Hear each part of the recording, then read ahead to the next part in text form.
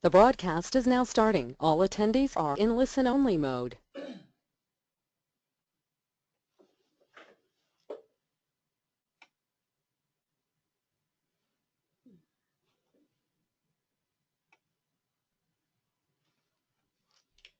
Good evening, everyone. I'm Penny Wyatt from the Office of Parent Programs at Tulane University. I want to just check our sound and make sure that you can hear. If you'll use the raise your hand function on your screen to let me know that you can hear the audio, that would be great. Okay, that's good. I do want to tell you that you can control the volume. So this is the volume that we'll have, but you can control that on your computer. And you aren't mic'd, but you can submit questions online. And we do ask that you hold those until the end, because usually we have anticipated your questions and we can go through the whole presentation, and then we'll take questions. Thank you so much for tuning in. This is our first Tulane Parent Programs webinar of the 2016-2017 academic year. And I'm very happy that you've joined us. We'll get started in a second, but I want to just go through a couple of other housekeeping details. And one is that I will send all of the registrants for the webinar, the slides for this presentation, either tonight or tomorrow morning. And then probably by next week on Monday or so, the whole recording the complete video will be on our webinar webpage at parents.tulane.edu. It'll be in the archive. So I'm happy to present my colleague, Erica Woodley, who's the Assistant Vice President of Student Affairs.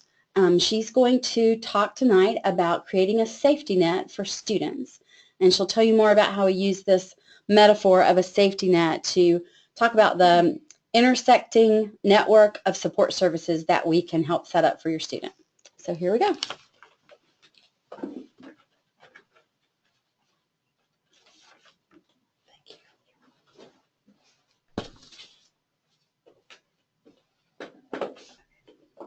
Hi guys.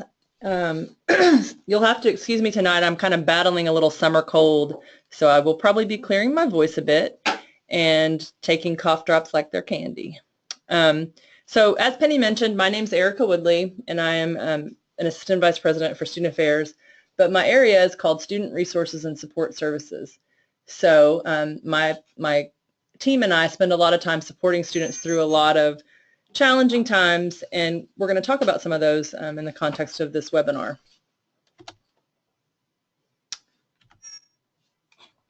If I can get here we go. So I'm just going to go over some of the objectives for this webinar first, and then we'll dive right in. So I'm going to talk about some of the current trends that we've seen over the past 5 to 6 years, plus some of the potential challenges that face not just college students, but I think particularly first-year students who are making a transition to the university. And then I'm going to talk about the student resources and support services, different offices. We have 3 of them: the Goldman Center for Student Accessibility, the Office of Case Management and Victim Support Services, and the Office of Student Conduct. Then we'll talk about how you access those services. And I think while we would all love to say that we're going to access every service proactively, we all know that there are times when we have to reactively access services, and I think it's important to know how to do that. And then, finally, and actually this is kind of going to be interwoven, we'll talk about some of the processes and things that may happen and how you can support your student through it, or at least giving you enough information so that you know kind of what it looks like to navigate that kind of issue. All right. So when you send your student to college, I'm sure you're thinking of all of the great things that they're going to experience, and I'm sure they're thinking of those things too. But there are some pretty immediate challenges that they start to face, and the first one is adjustment. And I know that sounds pretty broad, but if you think about it, one of the things that comes to my mind is this sort of overarching anxiety about just, am I doing this right? did I choose the right classes? Did I have the right roommate? Am I in the right residence hall? And it's almost as if, and I think it's true, they believe that their success and their happiness kind of depends on these early decisions, and it can make everything seem super overwhelming. And so my advice is, when you're talking to your student about this stuff, make sure they understand kind of the big picture. Focus on the, this is just one little part of it. This isn't your whole college career. We also see, you might imagine homesickness comes up. People miss family, friends, routines, things that drove them absolutely crazy when they're living in your house will be things that they actually miss when they come to college. And then, some students have a lot of issues with independence, and on both sides. Some students don't want to be independent. They want a lot of support from you, which can be difficult when you're 5 miles away or when you're 500 miles away. But also some want complete independence, and they don't want, any kind of contact from you. And what we know is that's also not good. There's some happy medium there that we really try to shoot for with students. So adjustment is a huge thing that students kind of hit the ground running with in terms of challenges. And then following that, academics is the second thing that we see students struggle with. And I think the big fish in the small pond analogy is kind of a good one here, because a lot of our students, most of the students who come to Tulane were probably among the brightest in their high schools. And so coming to college, there's all the uncertainty that we just talked about, coupled with a new academic environment. And it may feel overwhelming. Whether you're in a small class or a large class, it can feel like it's more than what you can handle. And I think there's also, this seems to be true, I teach a freshman intro TIDES class, and I think you guys maybe know what those are at this point, but they're basically kind of like freshman orientation classes, but they have a theme. And so I teach a freshman TIDES class in business, and every year it's amazing to me that the students all think the others are doing better than they are, and they think that they know more and they're smarter. And this always comes up. I do some exercises to sort of dispel some of that stuff, but it's true. And so if you come in thinking that you're not smart enough and that you don't know, it can really mess with your self-confidence. And so we see a lot of times kind of down the road students who've struggled with that and haven't really been able to get a good hold on it. And so one of the things that we say is worry less about grades, which is really difficult, but worry less about grades and just focus on doing your best. Now I'll say, doing your best isn't, not going to class for 3 weeks or missing class, 2 classes a week every week. Doing your best is going to all your classes, taking notes, talking to your professor during office hours, those kinds of things. And so if you can talk to them about that instead of focusing specifically on the grades, sometimes it makes it feel a little easier for them. Next, the other thing that's hard around academics is suddenly kind of being responsible for all of your own time. And so, if you're enrolled in 15 hours, you're in the classroom for 15 hours. The rest of the time is yours to do with what you want. So you have to make sure that you're kind of setting your schedule and figuring out how you're going to study. For some people, this comes very naturally and it's easy, but for a lot of students, I would say probably a majority, this is a big challenge because, as you might imagine, there's always kind of stuff going on and there are fun things to do, a lot of which are more fun than studying. So, just talking to your student up front about, not that you should say, I want you to, one of my colleagues said that his parents dropped him off at school and said, okay, well, you can eat, study, and sleep, and that should take up all of your time. That's probably not the right approach either, but you could say, make sure that you're planning your time and figuring out when you're going to study and really sticking to the agenda that you set. A lot of students come from a high school where they had kind of a regimented plan. So if you can do that here, it's helpful. The other thing that we see a lot is students come in and are afraid to ask for help or afraid to ask questions, and really try to encourage them to do that, because what we find is students who are afraid to access services around academic support, like the Academic Success Center, they usually don't until it's kind of too late. And so if you can kind of operate from the premise that everybody's probably struggling a bit and that they can kind of get ahead of the game by setting up a tutoring appointment earlier or going to the Academic Success Center just to see what's available early, I think you might find that that's a little more palatable to them than going when they're really struggling. The next area of challenges that we see for students relates to just the college life. Things are different, and they're just kind of figuring this out. And it can feel like you're the only person who doesn't know everything. But the reality is most people don't know anything. And everybody's just kind of doing the best they can to kind of fake it till they make it. And so encourage your student to just be themselves and to go in and do the best they can. Every year we have inevitably students who get in trouble because they're trying to do something to make friends, or things that they think would make friends. And I'll give you an example. I've had a student recently in the last couple of years who decided to post to a social media group that he could get fake IDs for everyone. Well, someone reported him, and so he ended up having to come and talk to us about it. And his story was simple. I come from a place where I'm very busy. I have good friends. My friends have been my friends since kindergarten, and I'm worried about it, and I don't know how I'm going to make friends. And so encourage them to just trust that that's going to happen. They may have to put forth some effort and put themselves out there and try to get involved in things, but doing things like that probably won't work. Another thing that's a challenge that we hear from students, which is it's one that I hadn't actually thought of, but it's a pretty good one. The whole eating thing. A lot of students come with a lot of anxiety about gaining the freshman 15, so there's a lot of anxiety around eating in groups, not having someone to eat with, eating too much, not eating healthy. A lot of students have allergies or food restrictions that they have to adhere to. Our dining services does a really good job of supporting students for the food allergy pieces and the dining restrictions. They'll work with them on that. So if you have a student who has eating habits that need sort of some support, have them talk to someone in the dining services office. They're more than happy to sit down with them and help them figure out the right kind of meals to put together. The other thing about that is the eating alone piece, and I think that's really big. And I hadn't ever thought of it until because I've conveniently forgotten my own college experience for the most part. But I hadn't thought of it until someone said it to me this past year. Which is, it upsets me that I don't have anyone to go eat with whenever I want.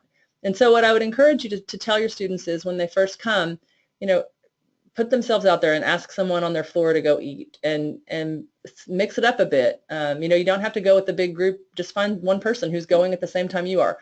A lot of times eating kind of depends on your class schedule. So find people who have classes that are similar to yours and go eat with them. And I know that's easier said than done. When I suggested that, I was told it's not that easy. So I think just being able to empathize with them and say, like, I know this is tough. I know this is a hard thing to work through and to think about.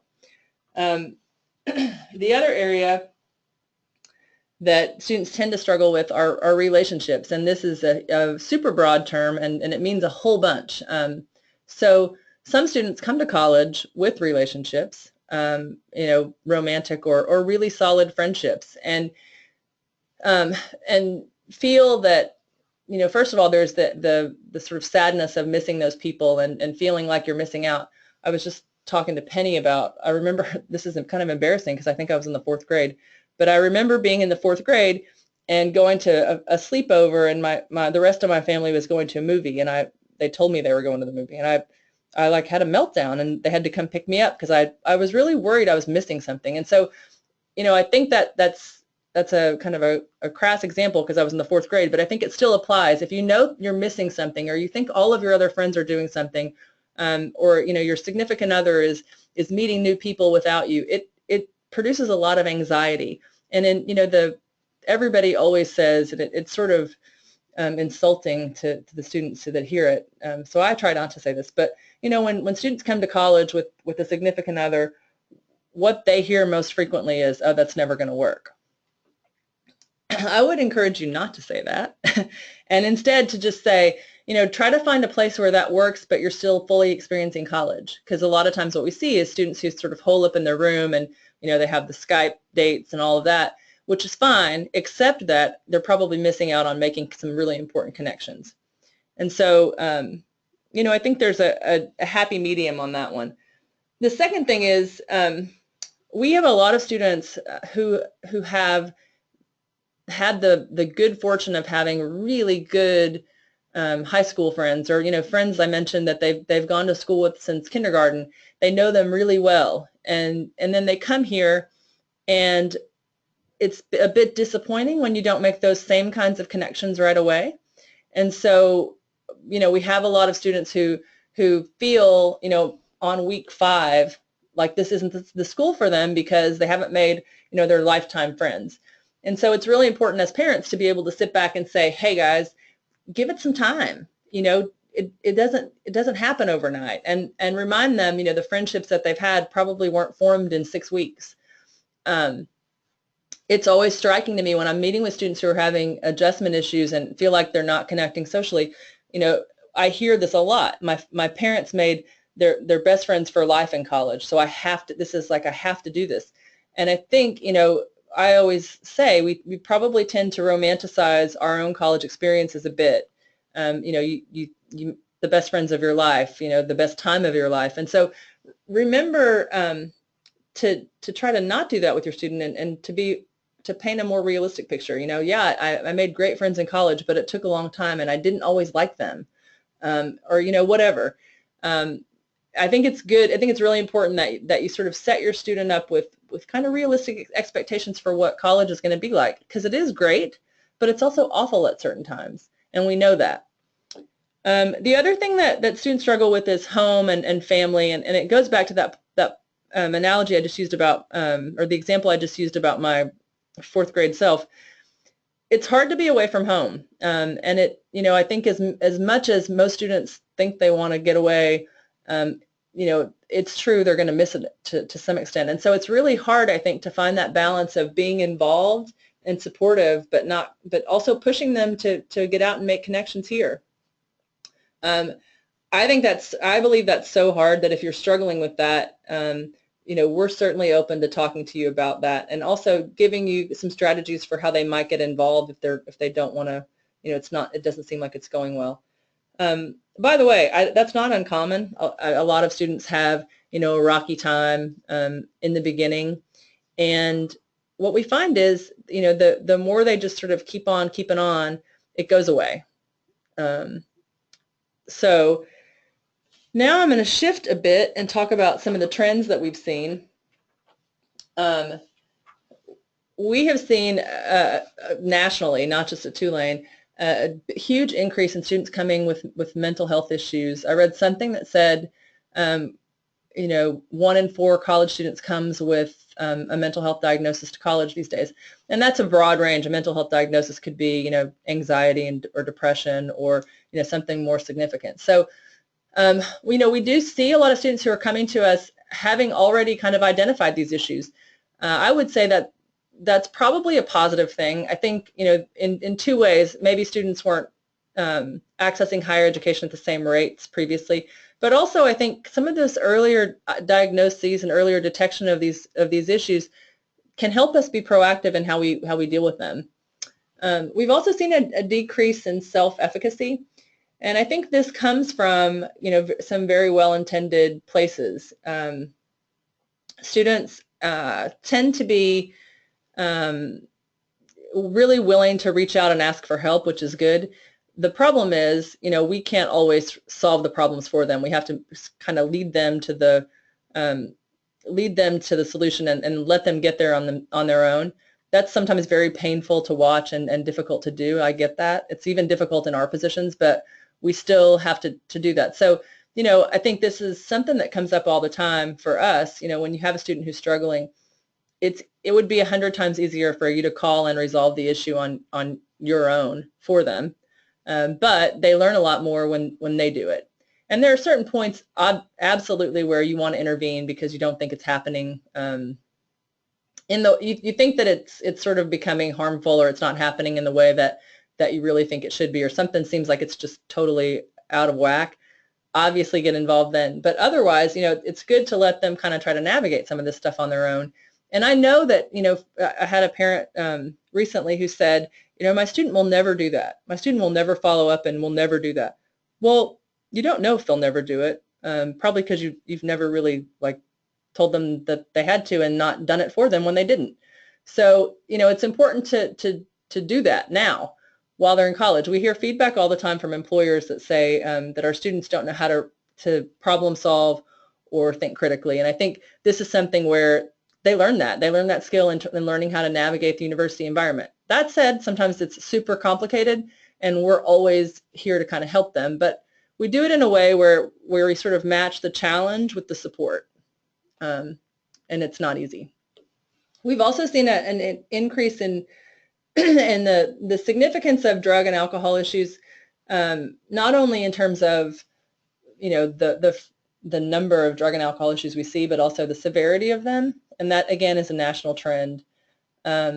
We have a lot of proactive kind of educational things that really get at this, and some of it is like the online stuff is something that they'll do before they even come here, but we also have, and I'm going to talk about this a little later, some policies and practices in place to really try to get students to be mindful about the way they engage in substance use. We've seen a decrease in resilience, and I'm going to talk about these next two together, actually the next three together. So we've seen a decrease in resilience, increased internal pressures, and also students who are kind of burned out, and it's going to make sense when I say what I'm going to say. So 10 years ago, when we would meet with students, we would get, my parents are putting a lot of pressure on me to do this, or, I have this external pressure to do this. Now, I would say, the majority of the time what we hear is, no, my parents don't care what grades I get. It's me. I want to get straight A's. I want to have a 4.0. I want to be the best at everything I ever try and everything I ever do. Okay, so that's kind of unrealistic, right? And so what we find are students who, the minor kind of upsets, like getting a B- instead of an A, it's a really big deal for them, and they can't deal with it. And so then when something really big comes along, it really rocks their world. And so kind of dealing with the minor disappointment is important along the way. But because so much of this pressure comes from themselves, it's hard to kind of refocus that. But I think, we do a lot of work with them around that, and I'm sure most parents do as well. Just kind of trying to get them to focus on doing their best and be happy and, sort of balanced.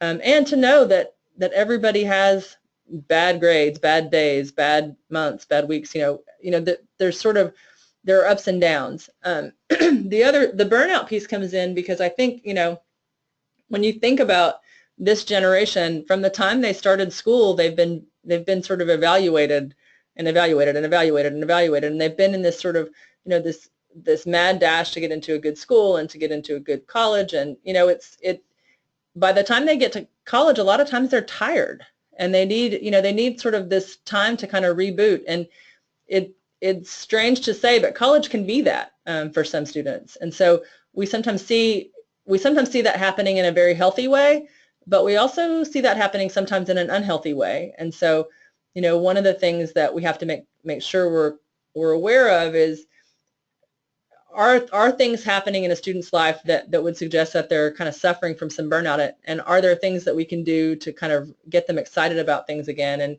or refocus them? And generally that comes up in academic issues. They're not going to class, or they're not engaged, and I hate to say this, but sometimes you see it in grades, but typically we see it before the grades come in the context of some kind of attendance issues. All right. So now I'm going to shift gears again and talk a bit about my area, which is called Student Resources and Support Services. It's relatively new in terms of Tulane time. We've only been around since 2008, and designed really to help students kind of navigate the challenges that they have. And what we realized is that a lot of students were having issues and going to multiple offices and feeling like they were really getting bounced around, which is not what you want for someone that you're trying to get to be, to be able to solve their own issues. You want them to have some successes in that realm. So we started this office in response to, a lot of things happening nationally, and the call to really have accountability and to be able to connect the dots and give students holistic support. And so that's kind of, that is why we decided to start this office. So we have 3 offices that are under Student Resources and Support Services: the Goldman Center for Student Accessibility, Case Management and Victim Support Services, and the Office of Student Conduct. Everybody always thinks it's strange that the Office of Student Conduct is under Student Resources and Support Services, but hopefully after we talk about it, you'll kind of understand why that is.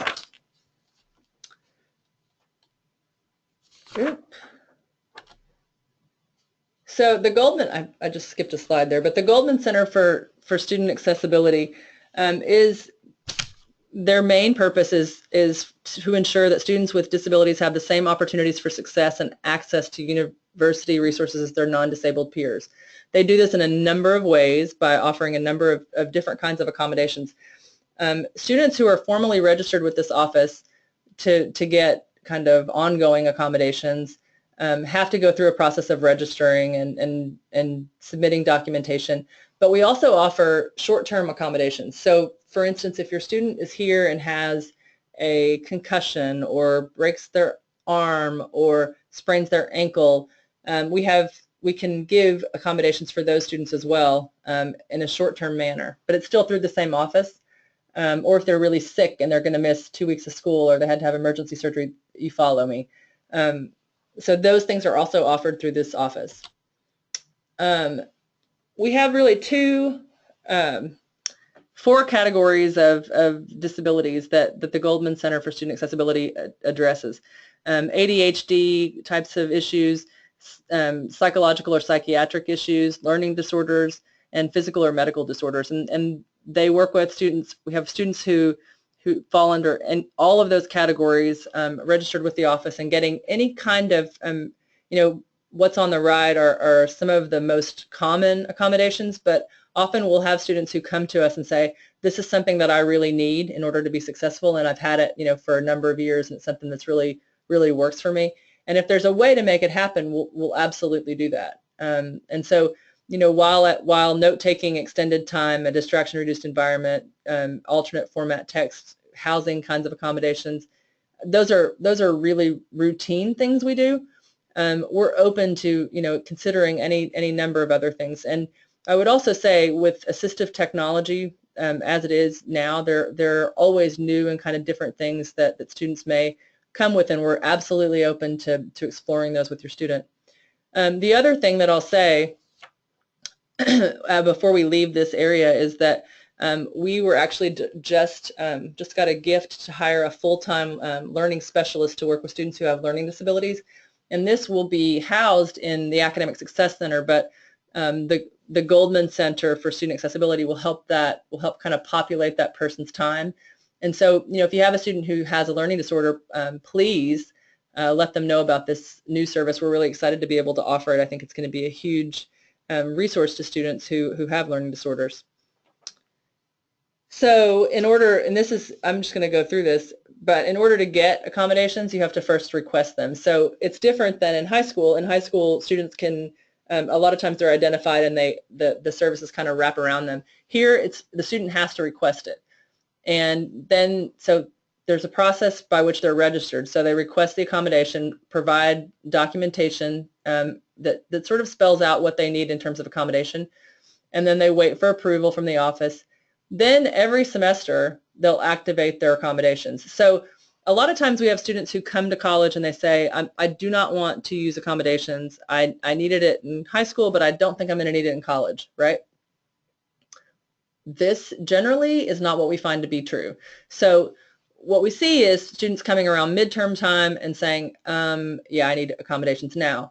To start the process at that point is a little late. We'll still get it done, but it's definitely not in the best interest of the student. So what I would say, if your student says I don't want to register, encourage them to register. They don't have to activate it, but if they're registered, they can activate it at any time, and it's automatic. So every semester the student chooses. They can say, I'm going to use my accommodations in 3 of my 5 classes, or 5 of my 5 classes, or none of my 5 classes. It's kind of all up to them. But as you might imagine, it is, it's a challenge sometimes to get students who really need to use accommodations and so the office really exists to support those students who have a little trouble kind of getting it together and making things happen. So if you have a student who's kind of on the fence, encourage them to talk to any of the people in the office, but particularly Patrick Randolph or Shauna Foose. They're really good at kind of helping students see the benefit of it. And so, yeah, but I think the takeaway is it's always better to kind of have it set up and not need it than to not have it set up and need it. The next area is case management and victim support services. So, this is a huge oversight on my part. Usually I put the online report form in the presentation, but I'm going to ask Penny to include it when she sends it out. We have an online report form that we ask students, faculty, and staff to use, and we ask them to use it in the following ways. To submit concerns about students or concerns about peers. Students can use it to complain about faculty members or staff members, or to, talk about an experience they had. They can report things. We've had students use it to report Title IX issues, which are, sexual misconduct, sexual harassment types of things. They can really use it in any way they want. But you guys can also use it. A lot of times we have students who will call you'll call their parents and say, here's this really horrible thing, but you can't tell, I don't want you to tell anybody. And that's a challenging position for you to be in, because as an adult, like, oh no, someone needs to know about this. Well, this is a good resource for you in that vein. It gives you the opportunity to say, to make sure that we have the information. You can do it anonymously. You don't have to, you can give us just as much information as you want. Every report triggers some kind of follow-up. Now, obviously, if it's anonymous and vague, there's a little less we can do about it. But there will at least be some kind of outreach. So I've had parents use it in the past when their student's roommate was sleeping all day and they were worried about them, or they had something going on and they wanted us to reach out but didn't want to be sort of connected back to the roommate. That's a good way to use it. But you can really use it for anything. I've even had some parents use it for their own students. If there's something like, all of a sudden the student's not communicating in the way they used to and they just want someone to lay eyes on them and make sure they're okay, you can use it in that way too. This office also coordinates any kind of referral we have. If we're worried about your student, I say this a lot, but generally if we're really worried, we're going to figure out a way to involve you. And FERPA has a health and safety exception, so we use that a lot, but most of the time we can get students to agree to involve you. And sometimes they involve you because they believe that you're going to sort of side with them and fight their fight. But a lot of times what we find is, even if that's how you're initially pulled in, when we share with you our concerns, you can be a real resource to us in terms of helping your student connect to help and support services. We do a lot of just individual problem solving. I always tell people, like, if you have a student who is struggling with something and you don't know where to send them or where they should go, you can always send them to us, because we work with just about every department on campus and have a good understanding of how the system works and where to go for what kind of support. So it's a good place, in terms of helping your students solve their own problems. If you're not sure, it's a good place to send them, because we'll help make sure that they get to the right spot. When we have, and we have something called the process of care, which I'm going to talk about a bit, but basically it's a 24/7 on-call system that has 4 tiers, I guess, 3 tiers that are really active. And, anytime something happens to a student on or off campus that involves the EMS, emergency medical service, or the police, or those are the 2 big ones, but we, or neighbors, we get notified in real time. And so because of that, we're able to follow up with them in real time. So, if something happens and a student gets mugged off campus, or, they're the victim of some kind of crime, someone from our office is going to follow up with them immediately and offer them kind of the immediate kinds of support services that they might need, like emergency housing, or offer on-campus students their ID card is a lot of times their room key. And so if they get their wallet stolen or lose their wallet, they may not have access to the room. So we help with those kind of immediate things immediately.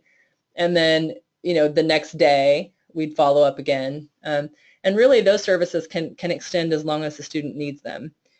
We oversee, so we have that whole on-call system is called the process of care. And then we have students who sometimes need to take a medical leave of absence for any number of reasons. It can be, they have mono, they're having significant mental health issues, or they lost a parent, passed away in the middle of the semester. All of those things, there are tons of things like that would necessitate a medical leave. So we oversee that process and help them kind of come back from that process. Anytime a student is hospitalized for mental health reasons, we work with those students, and that would be a time when we would contact you if that happened to your student. A lot of the things that I talk about are pretty scary, I think, to hear about or to think about, but the takeaway should really be we kind of have everything covered. There aren't a lot of situations that would happen where we don't have some kind of automatic support mechanism that happens. Now, in cases where the police or EMS are involved, we know about those, but sometimes students, may be struggling with something in their residence hall, like, they're really sick, or they've had strep throat 3 times. We may not know about that, but that's a good time for you to encourage your student to reach out to us and let us know that, because we can help with, faculty notifications or talking to their academic advisor. We can help with a lot of things. But again, so I guess I would say tell your student not to kind of suffer silently in their room with something like that, because there are a lot of things that we can do to help them. We talked about a little of this, but we also provide, the university has Title IX obligations. Again, that's going to be really any kind of gender-based violence. So any person who's the victim of any of those things, plus hazing, physical assault, or robbery or burglary, those things we follow up immediately, and we work with them until they're kind of done with us. And for some students that can be, 2 meetings or 20, and we really think that's important. And we feel, I feel very good and very confident in the support that we provide a student who's been the victim of any crime. And the level of trauma that goes along with that varies from student to student. So we really we try our best to make it very individualized. And then again, these folks who are doing this work are also the people who are managing the second tier of that on-call system. So if you're ever notified by a staff member, at any point about your student, it's probably going to be one of them calling you, or me.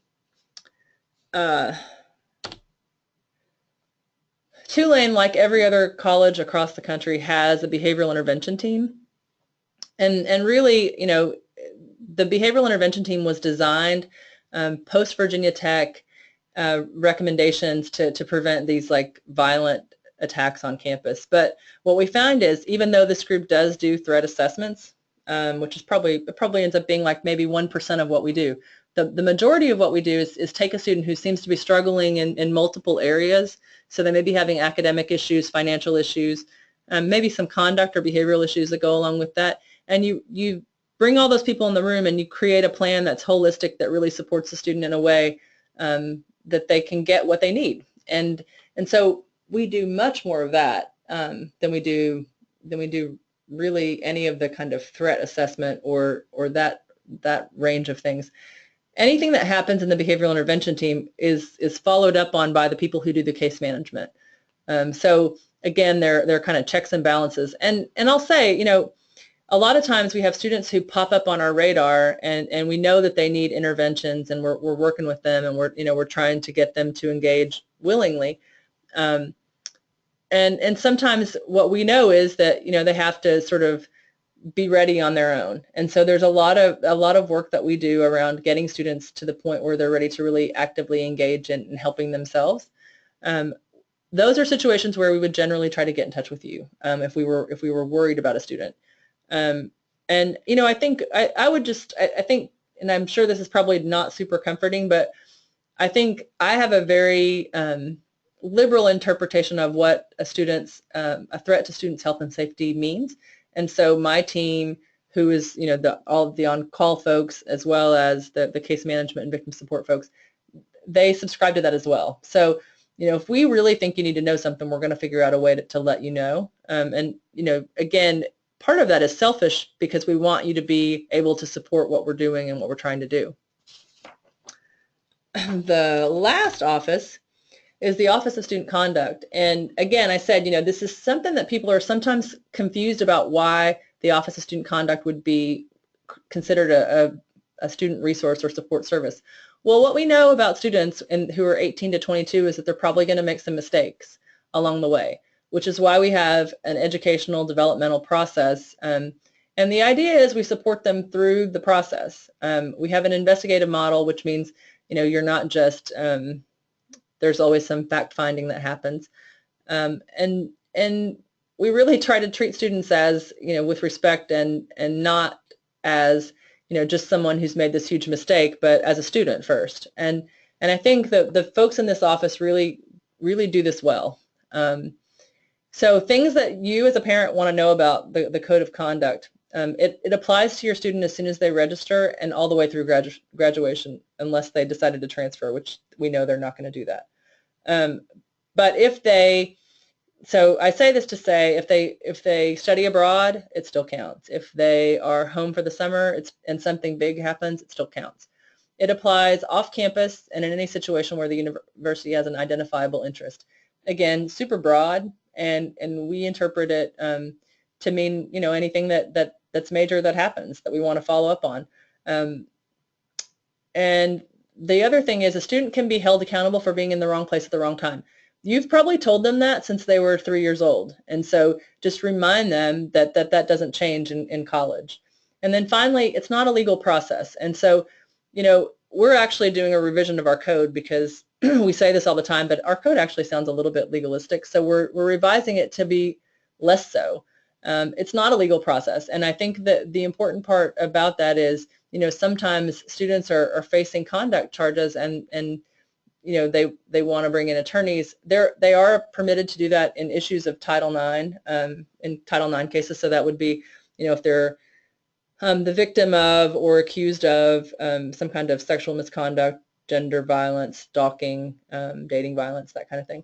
But otherwise, they're not permitted. And by the way, the reason that they're permitted in those cases is because we're federally required to allow them to do that. But in other cases, we really don't allow them to do that. They're allowed to have university advisors because it's an educational process. There are 3 types of hearings. The pre-hearing is really just an informal, like if you say you did this and accept responsibility and we can agree on some sanctions, then you'll be done. Sometimes that doesn't happen. There's, the student says I didn't do it, but it seems like they probably did it. And so they have to have an administrative hearing where they do, it's still a one-on-one hearing, but there's a little more fact-finding that happens. And then the most serious, the hearing board hearing, we have those when a student's facing suspension or expulsion, and it's a student, a faculty member, and a staff member who makes the decision. The other thing that I think is really important, and I'm saying this with 100% confidence and also sincerity, having a conduct record will not ruin your student's life. And I'll give you some examples of how I know this. There are plenty of students who go to law school, med school, who've have conduct records that are pretty significant in terms of my experience. What gets students in trouble is when they're unable to display any kind of sort of acknowledgement of what happened and that they learned something from the situation. That's mostly what people are looking for when they look at these things. And so, having an alcohol incident your freshman year isn't the end of the world, as long as you can say, yeah, I learned that it was, not a good idea to drink in my residence, or, whatever the lesson is. And that I've seen that even really apply for more serious things. Students have to demonstrate a real level of insight, but it doesn't preclude them from any opportunities that I've seen.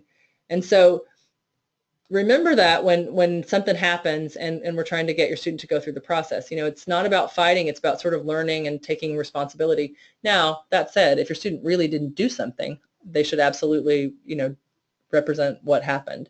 But I think there's a lot of anxiety around this, and again, it's sort of that constant future focus. And I think if you can take a step back and say, look, this is really just about them learning a lesson, it feels a little better.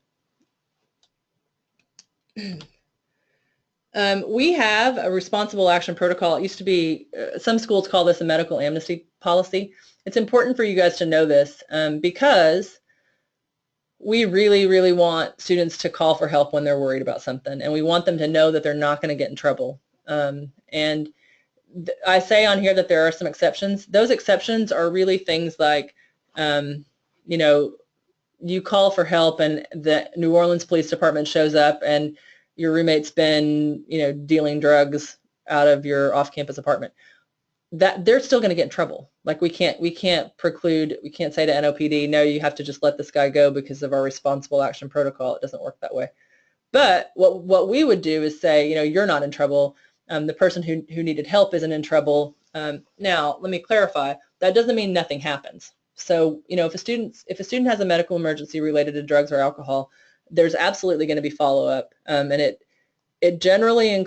always includes parental notification. So you're going to know about that. But it generally includes basics or some kind of educational intervention. Basics is our alcohol intervention, and it's a 2-session kind of one-on-one meeting with a clinician, not a clinician, a health educator who's had some clinical training in this area.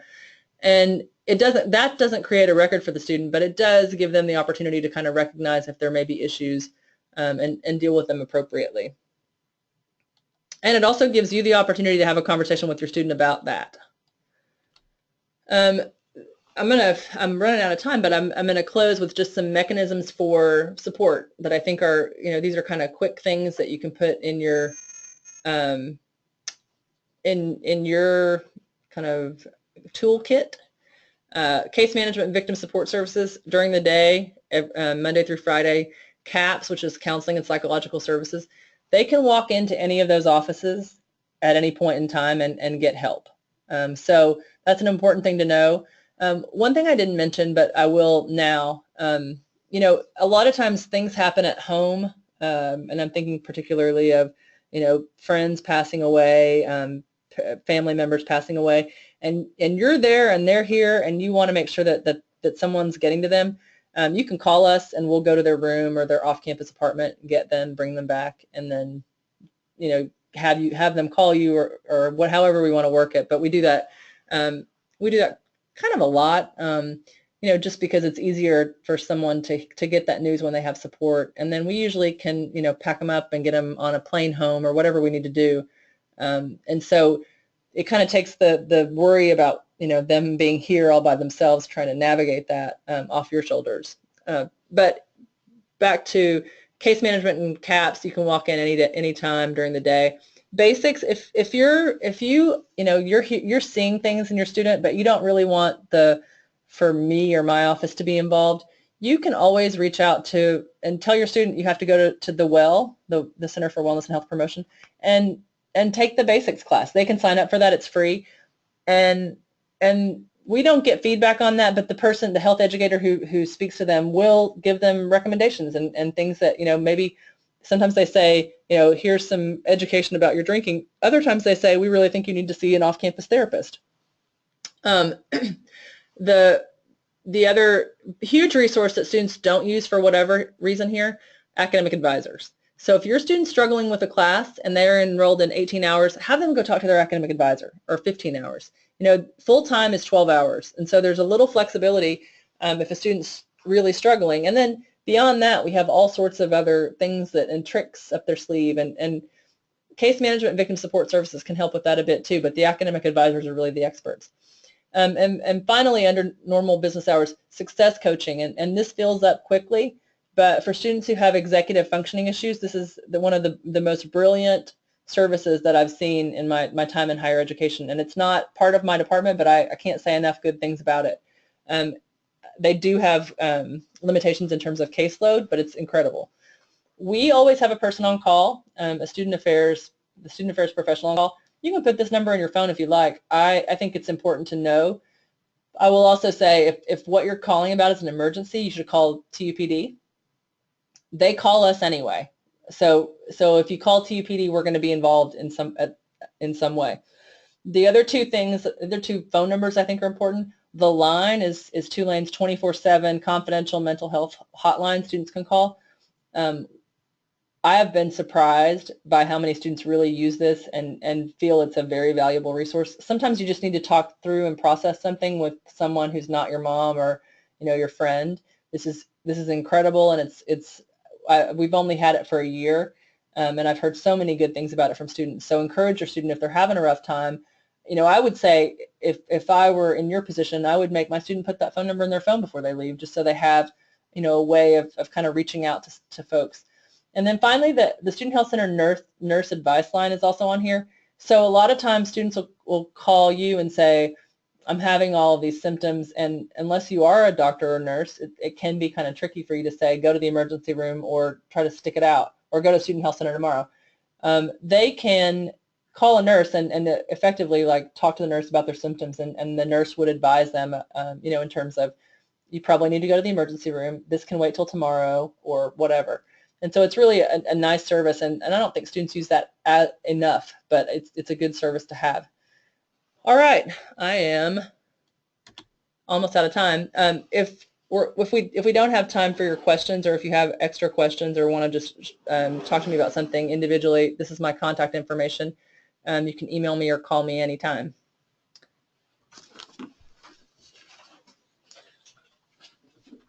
Okay, so now is the time when you can type in your questions if you haven't already, and we'll go through those. So give us a second to get set up here.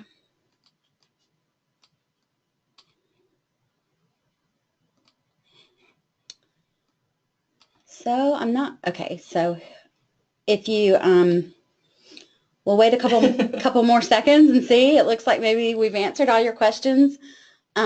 Thanks for the thank you that we got from one participant. We appreciate that. So I think Erica must have done a really thorough job. So if we missed your question, or if there are individual, or if there's something that you'd rather have just more of a one-on-one kind of conversation about, or let's see, great info, where can you find these numbers again? So you will be receiving the slides for this presentation tomorrow, and so you'll be able to just get that contact information from the PDF that will be attached to the email. All the information is on the website, but you'll have it in this format, so you can find that easily. And then certainly if you have more of a private question, then you're welcome to contact the staff members here. Oh, here's one question. Is success coaching only for students with executive function issues? Nope. And no. So they'll help people with any kind of thing, time management, just kind of staying on track, having more balance, healthy balance, those kinds of things. So it's really good if somebody just would appreciate that accountability and assistance. I was about to say, I feel like every person in the world could probably use their own success coach. I think that's true. So, okay, well, if there are no more questions, we'll call last call here for questions. And so thank you for participating. And as I said, you'll get the email with the PDF probably tomorrow, and the video will be available later if you want to view everything again. Thanks so much, Erica. And thanks, parents. Sign up for others of the webinars. You'll see them on the website at parents.tulane.edu. Thank you. Okay, before you send that